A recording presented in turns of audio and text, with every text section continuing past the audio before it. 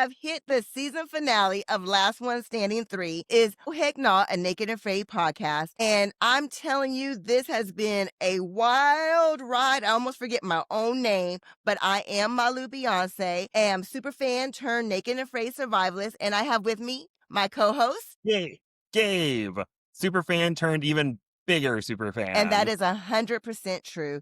Gabe is a super fan. I cannot believe that we've already made it through the entire season, and I'm just like super happy about it.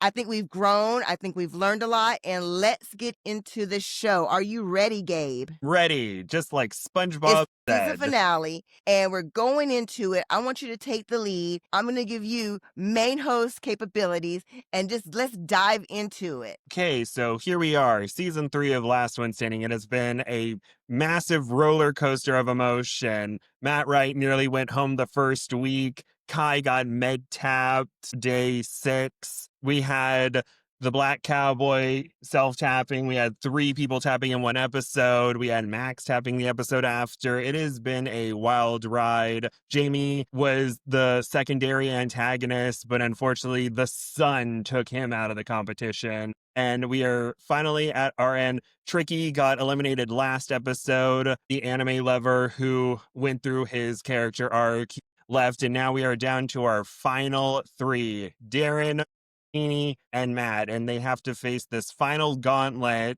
and whoever finishes first will become last one standing, and they will earn $100,000 and a perfect 10.0 PSR. 10.0 PSR, baby. I don't think It's the dream. I would love to have it. Let's just go ahead and announce it. Let's not play any games. Who is the winner of Last One Standing? And let's talk about how we feel about it. The winner of Naked and Afraid, Last One Standing, Season 3 is, dramatic look to camera, dramatic look to camera, dramatic look to camera, Darren! And are you happy about it? Like, are you like sad, disappointed? What was your feeling? I wouldn't say I was disappointed. I was a little bit sad that I wasn't correct in my winner pick of Matt, but I don't want that to detract from the fact that Darren has won and he worked really hard to get where he was. And I would have been happy with anyone. It's just, I thought it was going to be Matt, and I've been right on so many things so far. So to be wrong, I'm more mad at myself or sad at myself for being wrong rather than Darren winning. How about you? How do you feel Darren was about a Darren's win? sleeper. He was slowly creeping into the show. And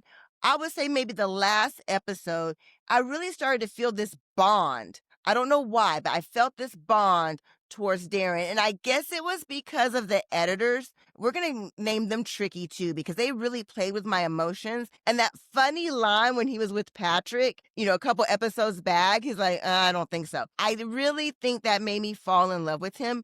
And just one more thing.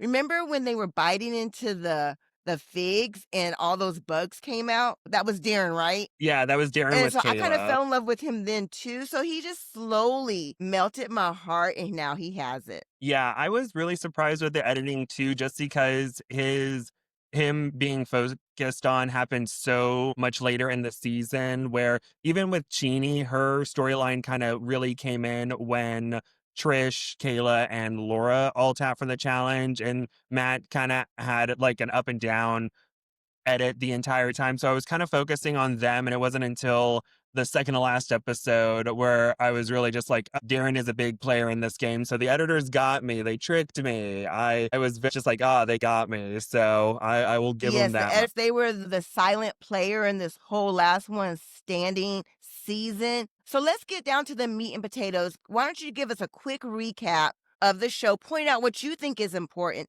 and then let's talk about our emotions with Matt, Chini, and Darren. Okay, so at least to start out the episode, what's also interesting is they say that, or at the beginning they said it was going to be a month long, but it ended up being 32 days. And so when it was like day 31, they get the scroll and it's like, make a ladder and cordage for the final challenge the next day. And I was just like, no month has 32 days, but Potatoes. But exactly. And the survivalists are tasked with making at least 12 feet of cordage and a ladder that is at least 12 feet tall and has 7 rungs. And Darren has a bit of an advantage because he has the sauce and he was saying, it's so easy to cut through these trees. And Chini has an advantage with the paracord and to tie the rungs of the ladder. And then Matt's just like, I have this boar hide, and he's tying it up and he's like, those rungs aren't moving at all. But he So was at I a think this disadvantage was because he didn't have all the extra, but he came up with his own advantage. But the second disadvantage was his weight. exactly. I don't know how to word it because it's like like of the three, he does weigh the most, but that's not to be like body shaming. It's like he's taller than the remaining survivalists. He has a lot more to worry about in terms of making sure that the ladder stays and doesn't break or anything. He was worried about that. Matt is like and is very adaptable and is an engineering genius. And he's like, I'm just going to use this boar hide and I'm going to tie it up and it's not going to move and everything's going to be great. And then they make their cordage, and Chini is saying how because she's a seer, or they had her make a lot of natural cordage, and so she was able to do it really easily. And Darren method had him making cordage until like 3 o'clock in the morning. And so it's like, Yeah. but luckily, Just to touch back on Chini, I loved her line where she was like, when in the world am I ever going to need to make natural cordage when she was out in seer training? And it's like now she's on Naked and Afraid making cordage. I really loved it. I don't know, something about that touched me. yeah, it's like when you're in math class, it's like, when am I ever going to use the quadratic formula? And she's just at the moment like, oh no, I have to use the quadratic formula, minus b plus or minus squared, b squared minus 4ac all over 2a. But so basically, I really like this gauntlet challenge because it tested various survival aspects. I know on previous episodes, you're like, what kind of challenges do you want to see? And I'm like, this is a good one because it tests their like engineering and building skills. And the first phase was using their ladder to get a bow and then race on to phase two. And phase two was they have to shoot two sets of arrows at two different targets, and they're like crocodile targets a good distance away. And so when they start doing it, Matt easily climbs his ladder and gets his bow first. He first four shots, he hits his crocodile targets. Darren and Cheney are a little bit behind, but during usually they had sections where they had to swim, and Cheney and Darren kind of caught up a little bit while they were swimming. And it was really funny because people were talking about like, why are they swimming like that? Because I think Cheney was kind of doing like a sideways breaststroke. Darren was like doing a very fast doggy paddle, and Matt was doing his own thing. But I also think that maybe because their packs and stuff might be weighing them down a little bit, so they have to like maneuver with their packs and stuff. So Also, they they were had to having a bit of protect a their difficult ferro time. rod. So that might be another Yes. reason why they were swimming like that. But yeah, the swimming was odd, but I think there was a lot of reasons, Yeah, pack and the ferro rod. and I'm a swim coach, so I'm like, do they have their fingers together while they're swimming? I think breaststroke would be best for this situation. Like, I would be doing freestyle stuff, but I'd also be like, oh yeah, I have a mic pack on that's like around my neck. Gotta focus on this. To get to phase three, they had to like come across the river, and then they had to use their natural cordage and attach a J hook to it, and they have to use the J hook to fish out a fish trap, and in that fish trap is their ferro rod. So they're doing that, and of course Matt is still in the lead, and so he's able to get his pretty quick. And then Darren was a little bit ahead of Cheney because when they were shooting their arrows, Cheney got a little bit behind, I think, or I think the swim across, Darren was able to kind of catch up with Cheney, but then Cheney was able to retake second place, and then Darren had a little bit of a difficult time with his J hook and natural cordage.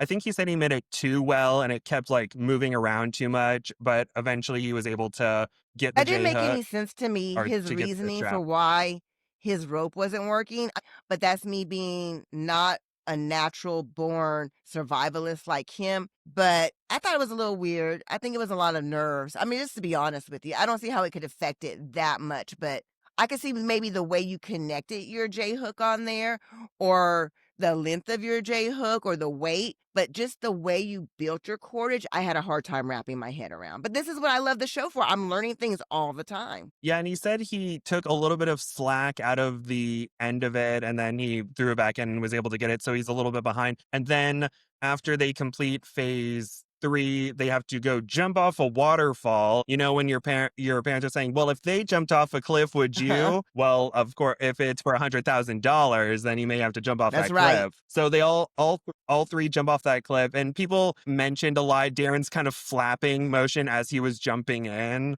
and so people were like, was he trying to fly a little bit? But I'm sure that was just like a he didn't know he was doing it. But Matt was able to get to the shore first, and then Darren kind of surpassed Cheney with his doggy his Chihuahua doggy paddle, just and what they had to do at this final test was they have to they all have individual pyres, and on each pyre near the top there is a rock that is tied up in cordage.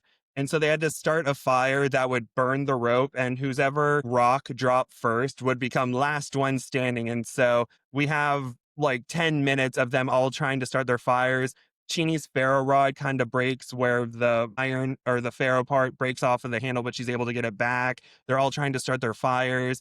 Darren's the only one who finds some dry grass. And so they're all going, and Chini's able to get her fire first, followed by Matt. But then, commercial break, building tension. Oh, will Chini win? Will it be Matt? Who will it be? And then, Darren sets his grass on And fire. whoosh, The fire goes it up. goes. And it goes. Whoosh. And he was very smart because he's like, you know what? I need to think smart about this. I don't want to have to go back out there to get more materials. He gets that dry grass. He sets it on fire, burns the rope, and the rock drops. And Darren has become the winner of season 3 of Last One Standing. Okay, so let's break this down. Woo! Let's break it down. So the first thing that occurs to Okay. me, especially because we were pulling for Matt, as much of America was, his paper bark little part looked so rinky dink. I didn't understand why he had such little. It would seem like to me, not to take anything away from Darren, but common sense tells you to build up your Tinder bundle. What was up with Chini and especially Matt's Tinder bundle, especially when they're looking over at Darren and Darren's is literally almost touching. His Tinder was almost touching the Yeah, and Matt mentioned he didn't know where Darren was able to find that grass, but maybe they were just thinking, here, let me get it started, and then I could run, grab some more paper bark, like tear it up and come back. But they wanted to start that fire first just so they can have it and then build upon it. But I think Darren was really the only one of the three who had a plan coming into the fire. And unfortunately for Matt, his weakness has been primitive fire because the first challenge he made his fire too big. He kind of he overthought his fire. Like his adaptability and engineering brain was really good for the building and stuff, but with primitive fire, he overthought it. Like in the rocket stove challenge, he was making a fire underneath an overhang to start his fire. So unfortunately, that was his weakness a little bit. He overthought it, and it cost him last one standing. And with Chini, even though she had fire first, she also didn't really have enough materials to defeat Darren or to get her fire bigger than Darren's. And Darren was just like, I okay, I'm don't a little bit I behind, just and I whoosh. still cannot understand the thinking. And I'm sorry to say this again, but I don't understand the thinking of your Tinder and your fire just to be so small.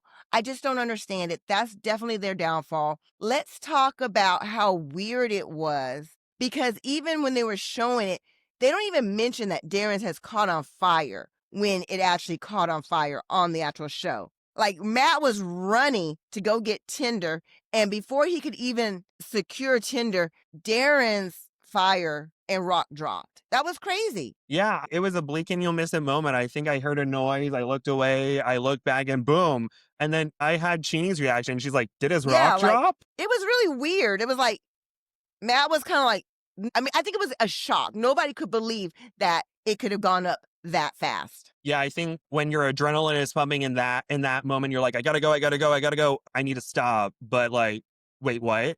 It's over? Yeah. Okay, It was in gotta calm seconds, like down. they But said, but it was also very non-climatic. It was just Darren's just went up so fast. What'd you think about his war call at the end? Because in the beginning, he was shocked that he won too. I think everyone was like, "There's no way that could have happened." And then it kind of like kicked in that he just won $100,000. Yeah, I think that's kind of his signature war cry because I know EJ has his like, yeah, signature yell. A few others have their signature yells, but Darren has his signature yell, that like, woo It's a little weird, right? yell sound. It's It's unique. unique, to each their own. A lot of other survivalists that we've seen a lot have kind of had their own catchphrases, and I guess this is his catchphrase, other than the I don't know about I don't know about that that. when I he said to love that so Patrick. much. And I mean, his war cry, it reminds me of, and I should know this, there's some people here that are gonna get really mad at me, like the Samoans that do the dancing. Do you know what I'm talking about? Are you talking about the one and they stick their Yes, tongue like out The and Rock. stuff? I think that's like Maori, Maori. I think that's Uh-huh. New No, no, no, not New Zealand. Zealand. I'm talking about Samoans. They call it, Siva Tau.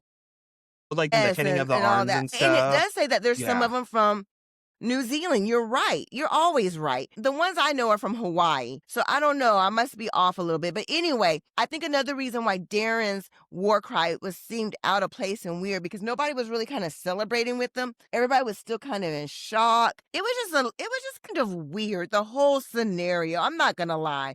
It was weird. Not just his war cry. Yeah, I'm thinking back to like when Wise won and he's cheering and Dan's like, good job. And there's the triumphant music. And then the next season when Dan gets his pyre on fire and he's cheering and Fernando and Kai are like, good job. And What then in this happened? one, they're like, What just happened? then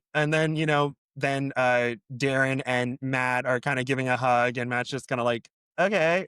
And then Chini runs in. She's like, good job, Yes, now buddy. let's talk about Matt. Matt has some tears coming up. Like, couldn't you see, or was it just me? It looked like he was holding back, like, defeated tears, not happiness tears for Darren. Yeah, during a few parts of his interview, or yeah, during parts of his interview, you can tell he was getting a little bit choked up, but then we got other moments where he wasn't as choked up, so maybe that happened near the end of his talking head, but it was sad that he didn't win. I'm not trying to take it away from Darren, but you could see how hard Matt's work, his successes have spoken for themselves. You can never say like, oh, that was weird how he got that big game animal. Or you see that giant bridge that we see them building. Oh, the producers probably made like you can't, there's no way you can like deny how great he is. So I'm sure a lot of people are like, oh, come on, Matt, you've proven your skills over these challenges. So close and yet so far away.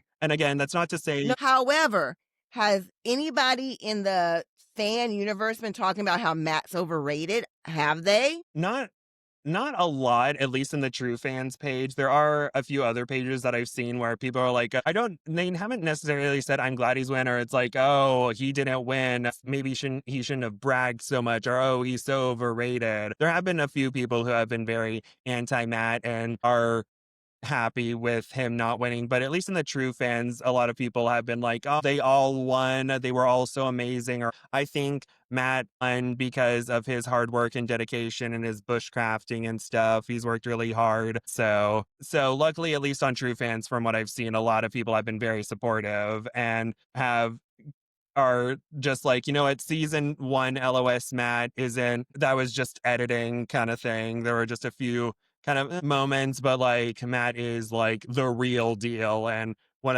of the best survivalists of the franchise, if not, America or the Right. And world. so that's why me personally, I just feel really bad for Matt because he really does have all the ingredients it takes to make a perfect cake. But sometimes the cake falls, like if you don't stir it the right way or there's little things, something will mess it up. So does he come back to last one standing? Or because if you come back and you don't win again, and that's me, that's my mind and my personality, somebody analyze me and let me know why I think that way. I wouldn't want to come back and fail again. It would just break me. I don't know. I'm not a fighter like that. Should he come back or not? I would like to see him come back as like the super epic mentor, like it's an XL there are going to be 12 survivalists. 11 of them have only done one challenge. And then you have Matt, who's going to mentor all 11 of them. Like, I think that would be something he would do. Or I think if Matt does come back, he needs to be, well, one, he needs to work on primitive fire and not overthinking primitive fire. He can overthink everything else, just not primitive fire. But if he comes back, he has to be a little bit Yes. more competitive. He was more competitive than he was in season. I was thinking about this and I was just like, he was being such a den dad. He was helping, he was not being too supportive, but he was just kind Even the of, way you're thinking I don't know how about it, to like when you're explain in it. the middle of a challenge, he's still trying to explain stuff like a din dad, like you said. I mean, all the time he's thinking Yeah, like and that, and you have to be more competitive and focus and think about not the right way to do a rocket stove. Think about the way to win the competition. exactly. Maybe not, as we talked about last time, don't feed your competition so much. Because he's putting out all this energy to get this food, and he's taking and he's going to be able to eat, but he's still going to go out and do more hunting. So that could affect him. But I think not feeding people as much and working with primitive fire, I think that'll be his winning combination. But I think that this is just my personal opinion. If you do two last one standings within 5 years, and if you're not med tapped, I think you should wait a little bit longer than a year or two before coming back, because then it's just the same people over and over and over again. And that might get a little bit stale because it's going to be the same dynamics probably over and over again, with maybe two or three new people who may not last that long because they're not as used to last one standing as people who have been on three to That's a four very times.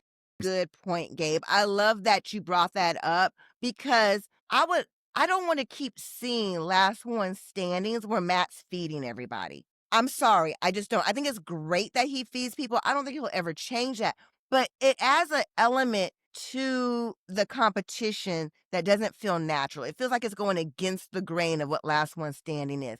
And in my opinion, it's called last one standing. And that means you have to take care of yourself. So I would like to see that. You're 100% right. Let's have Matt back again, but maybe not right away because I want to see something different. Yeah, I think there could be like an all stars where all the individuals who have competed two times and have not been mid tap can all compete. So you can have all them together, but maybe save that for season 7 or 8 and the next few seasons. Because I remember seeing somewhere where there is going to be a last one standing season 4, but it was an anonymous participant on one of the other pages. But just in case, hopefully with season 4, we can have either some new people, or if someone competed one time, it could be their second time. But let's mix it up a little bit and create new dynamics, keep things a little bit fresh. Yes, keep it fresh. I really enjoyed it. One thing I want to go back and just say really fast before we get to Chini is I thought the rules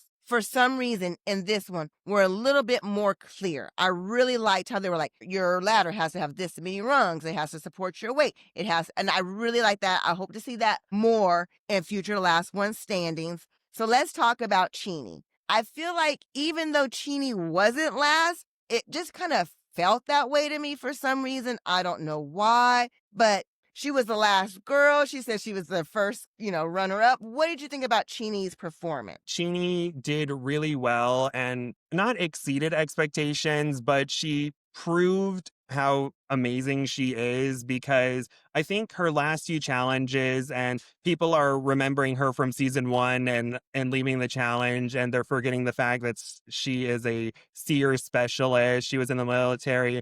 On her first challenge, she got a massive hook through her thumb and was just like, that's inconvenient, and they had to like get it out, and she's a very Well, hang tough on. You know what I individual. also So I remember think from this that was one? I remember her losing that fish. And that always stuck out in my mind where she had the fish, but she celebrated too early and she lost the fish. And her face was just like, and I also think it's pretty interesting how on her first challenge, I think her name was Rebel, how, that was kind of a juxtaposition about, girly girls. Remember they put on makeup and stuff and different things. It was always kind of about females, even from that. So to see her arc and grow into, the last woman who stuck in there is pretty amazing, Chini. I admire you so much. You're so memorable. So I loved it. Yeah, and I thought that was great how, like, during the bow and arrow competition, she's like, "Oh, I didn't really practice, or I have the least amount of experience," and she got 3rd during that challenge, and then when she was shooting at the crocs, her first 2 shots made it. Took her a little bit longer for the other ones, but, like, it was neck and neck between all 3, and I think that Matt should have, like, a 9.9 PSR, and Cheney could maybe have a 9.6, because Cheney only has 99 days, and we don't want to make the PSR too high, so we can, like, see more growth. I think there's more we can see of her talents and skills and stuff. So, like, hers could be like a 9.6 and Matt's could be a 9.9, but I'm also not a survivalist or a bushcrafter, and I don't know really how they do the scores, but I think she definitely earned her over 9.0 PSR. About the love they have between each other. Aaron and Matt were very complimentary to everybody. So was Chini. I don't know, like it seemed like a love fest back in the Boma kind of thing. Naked and Afraid is so unique. The fact that you can love your competitors so strong. And that's what makes this show even more great. Even when Patrick got eliminated, they showed him some love. Yeah, I think Naked and Afraid Last One Standing is so unique because, like, the previous seasons have been like work together, camaraderie, we have to help each other with a few exceptions. And so, when you get to the competition, I'm sure a lot of people are like, this isn't what I expected. They're like building each other up, and they feeding each other, and it's not as competitive as I thought it would be. Like on Survivor, it's not as backstabby as Survivor or Big Brother, and it's just a new dynamic. But if you go in thinking like a lot of them will be like caring about each other and not hoping for most of their downfalls kind of thing. It's just you got to mentally prepare because it's not all everyone for themselves. It's an interesting dynamic for sure with everybody, and it's interesting to see more camaraderie rather than like backstabbiness. But I'm sure a lot of people would like some It's of gonna that change, I think, backstabbiness. especially with But Patrick. yeah, hopefully they will change it up. And oh gosh, yeah, I was thinking about this earlier today. If they want to find a to create alliances within these challenges and dynamics, I think Andrew Shade is a great example of creating alliances because he's like, I know you wanted him to be on Last One Standing, and I'm a little bit iffy because he's had some bad luck, but he is like a survivor super fan. I saw him on the show Buddy Games, which was like a competition series where it's like groups of 4 individuals Childhood competing and friends. stuff. And Andrew was exactly. Andrew was really the only one who was thinking of alliances, and it wasn't like malicious alliances. There were a little bit of headbutting a little bit during the season of Buddy Games, but Andrew was so smart with how he wanted to create alliances. He's like, okay, this is the toughest team right here. We need an alliance. We can't have everyone in the alliance. I chose these individuals because they're strong and they've done well in the elimination challenges. I choose this team just because of an underdog alliance kind of thing, and it helped him and his team get to the final 3, and he didn't lose any of his teammates throughout the season. They could either bring him in to compete or they can have him like teach a class on Alliances 101. And I think he would do a great job with that because, we thought Matt and Chini were going to have an alliance near the end, but that didn't really go anywhere. I think that Andrew Shade would be the best choice to either have to make those alliances kind of thing and then hopefully build from there because if we want this to grow and evolve, there has to be a chance for alliances just to Let's change go the through it really dynamic. fast and think about season 4. Number 1, brand new. If there was a big clash between personalities with Jeff knowing that this is a competition and a game, and everybody else seemed like they did not want to play it that way. And I think on season 2, everyone saw that and they kind of stepped up their competition just a little bit. We had Danny who stole something. It was a little bit more competition in season 2. Now we have season 3, and we have Patrick and Jamie who are coming in there playing mind games. But, of course, Patrick stole, but I think his main thing was mind games. So we have that going on. So season 4, I don't think we'll have Matt back. If we don't have Matt back, I don't know if we're going to have Matt back, but if we don't, there won't be sharing of food, hopefully. And I think everybody will be thinking about competitions. And maybe because of us, gay people will start thinking about alliances. I'm just saying. Yeah, maybe they could just surreptitiously talk to Andrew like, "Hey Andrew, have you seen Last One Standing? What would be the best way to have alliances?" Whether it'd be like, "Hey, or if I give you this item, then if I win this, I'll choose this item and you can have that item. Hang on. Kind of We need that to get Andrew Shade on this freaking podcast to give us some alliance advice. exactly. He really showed off his Strategic is the strategical word. mind. I think that we need to be Yeah, more he was very strategic strategic. next season. I'm sorry to cut you off, but yeah, I think that's the word. You're so smart and you don't even realize it. Thank you. Sometimes I find the right words, other times my brain No, is that's the like, word. So you want a more yeah, strategic last one standing for next year. Strategic on the part of the producers to be more strategic, the editors, the rules, the contestants, everything to be more strategic. Let's talk about some of the mishaps of the show. We had, people tapping. We had leaks. We had things being posted beforehand. And us being podcasters, we have a very strong respect for the show, for the producers, for the cast, for the crew. We have respect for every single one of you. But at the same time, we are real fans. So when we see something posted that affects the show or is a leak, it affects us. It affects the way that we watch the show. I was bummed about the PSR leak. What about you? Were you bummed or were you just, how did you feel about that leak? I was a little bit surprised. It just kind of caught me off guard because in my mind I was thinking, oh, because of Chini and Matt's edit, it seems that one of them may be winning. And so when I saw Darren won, I was just like, okay, time to pivot. But also, that's unfortunate that it happened. And I just wanted to give an apology to anyone out there who was upset or felt that we were pointing out and making fun of a mistake that I happened. hope it Mistakes doesn't happen happen. again because it bummed me out as a watcher. It bummed out my friends. So, I mean, I'm not going to apologize for reporting on something that everybody else already knew. I want them to focus on let's get it right. What do you think? Sometimes I say or bring up things incorrectly and I have a hard time explaining myself.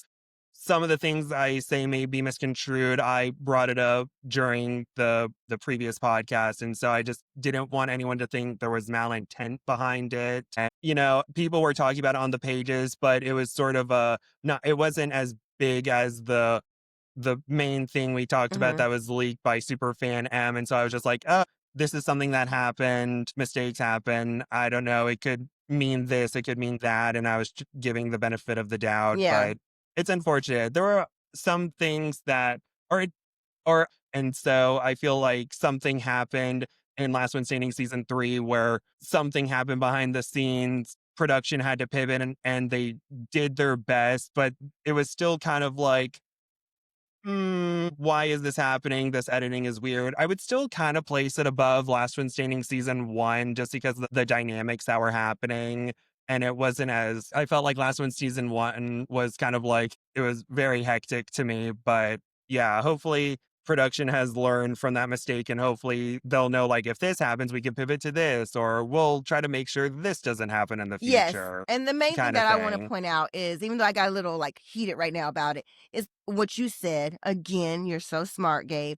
We had no Oh, thank you. malintent in anything that we say here. We love the show. We're here to promote the show. We dedicate a lot of time to this show. So we have no malintent. We didn't have anything to do with the leaks. We did not point out the mistake. The mistake was pointed out on social media and we reported on it because somebody went to my page and posted it on my page. I didn't seek it out. So that's what I want to try to explain to everybody. We don't try to hurt the show. We're just reporting on our feelings about what's out there. I was hurt by seeing that. I think Gabe had faith that maybe that mistake wasn't revealing who won, but to me, it felt real. Season's over. I feel like it started off real high with Jamie and Patrick. Yeah, I wish there could have been at least a few more challenges just to see how everyone does and, kind of get more of a feeling of like who's most likely to win. Maybe give Darren a little bit more storyline because I think the moment where he started standing out to me as a competitor was when he was saying how he's been starting primitive fires and has been starting primitive fires since he was 5 years old in his basement, and his dad had to disconnect the smoke alarm because he was tired of turning it off so much. And I'm like, why are we waiting until now to bring this kind of stuff up? But I guess they wanted to wait to build that up. They wanted to focus on like the early outs or the people who tap and focusing on their stories, and then pivoting into the final four and their stories and their Say vulnerabilities, one for the good people stuff. in the back. Season 2, season 3, So your season least favorite 1 was for me. season 1. Yeah, I just think that there were some things they could have fine-tuned more details. We didn't They had to do challenges to like go from one zone to the next. They had just cash challenges. We didn't get an elimination until the final 7.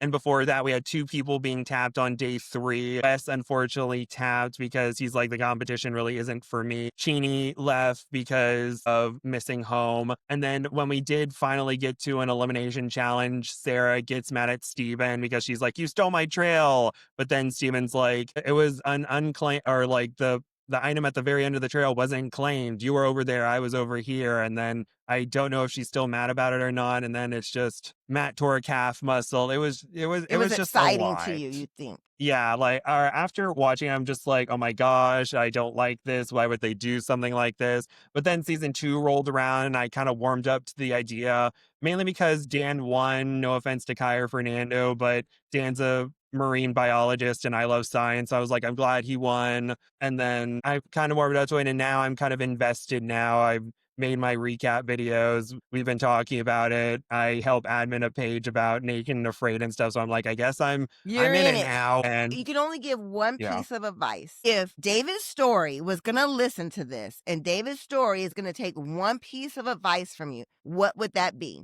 for last one standing? Just one. being put on the spot like a spot like this, I'm sure in like 20 minutes, I'm like, oh, I should have said this. But I guess find a way, whether it be talking to Andrew Shade or taking themes from other competition reality shows, find a way for there to be effective alliances. And maybe not having a bunch of people group up, maybe like 2 or 3 people. Like find a way to add that dynamic because, the challenges are good, the casting is good. It's just if we want to expand outwards, we have to add more elements. And I think effective alliances could help with that. Not necessarily in like voting people Yeah, no out, voting people but out, but kind of alliances, a way for people to team up and it helped them in the long run.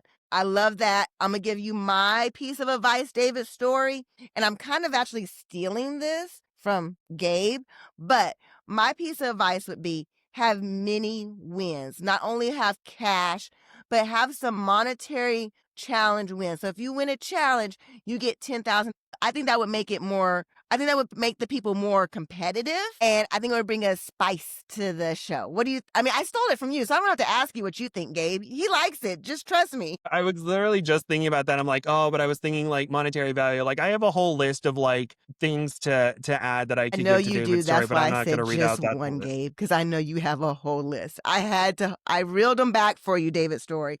All right. So thank you to everybody that made Last One Standing 3 so great, so memorable. Everybody from the producers to the crew to the cast, and to Australia for being so neat and that little baby pig that got away from Patrick. Every part of this show I loved. I want to thank you. I mean, Gabe, don't you have so many thanks to give? Yes, thank you to the survivalists for making good TV. Thank you to producers for making all this happen. Thank you to the medics for dealing with all that Yes. happened during the shelter challenge. Thank you to the crew members. You're amazing. Camera crew, sound, PAs, FD, transport, I'm probably forgetting many ones. I'm sorry. Background performers, I the think bee's we're knees. forgetting.